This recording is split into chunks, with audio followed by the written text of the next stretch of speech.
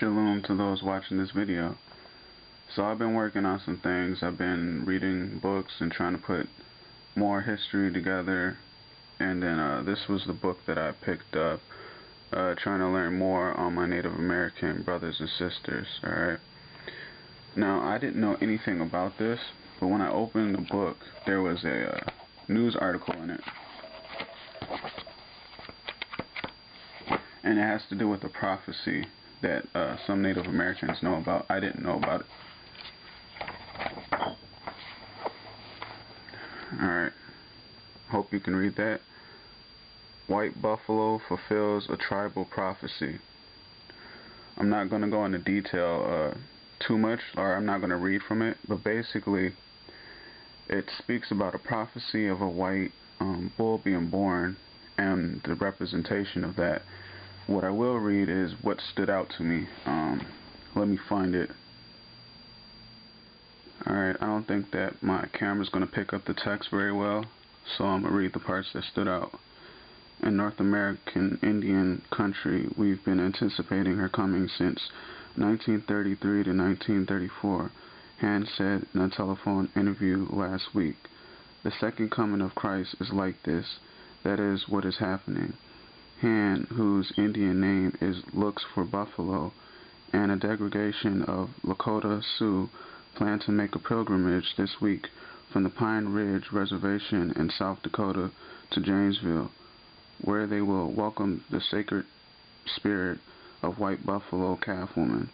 According to Lakota Sioux legend, one summer so long ago that nobody knows how long, a beautiful young woman appeared among the Indians at a time when there was no game and people were starving.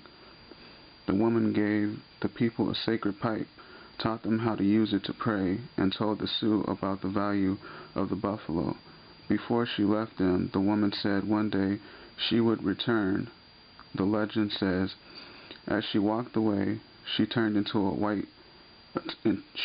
a young white buffalo. Han said the return of white buffalo calf woman marks the arrival of a new era of reconciliation among races and respect for the earth. We're going to pray for the healing of nations. We're going to pray for the healing of the earth. Han said, and we're going to be one heart, one mind, one spirit, and unify the four sacred races so that we can unify as one family and stand up for peace. This, to me, definitely stands out as African Americans, Native Americans, Latinos, and also our brothers in Brazil and so forth. So I just wanted to share this with you because this really stood out, and to be honest, I think maybe I came across it or ran into it for a purpose. Alright, this is something I've been working on, a little project that I've been putting together, and that's basically trying to find visual evidence.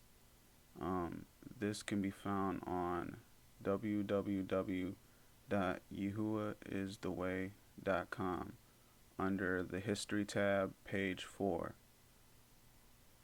These here are some of the stones and some of the evidence that they found.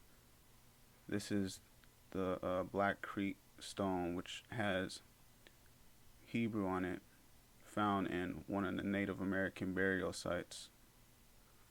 So again, if you want to check this out, check out www.yahuwahistheway.com, History tab, page 4. In 1860, David Wyrick, he's a guy who surveyed the Newark earthworks. He was digging into a mound near those earthworks, and he found a wooden coffin made of oak. They opened up the coffin and found a skeleton of a man holding a little box that was about 8.10 inches in size. The box had been cemented shut here. This, by the way, is sitting in Ohio. Well, he opened up the box and he found a little man inside, a little black stone. They took it to scholars and they looked at it. The man seems to be carrying something, and there's writing here at first they couldn't recognize. The writing is, they thought in 1860, some sort of Hebrew.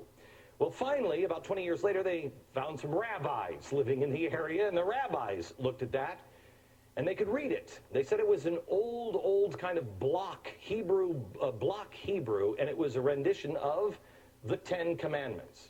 Now, this is another piece. Block Hebrew, they said they'd never seen anything like it. Mainstream archaeologists at the time called this a hoax.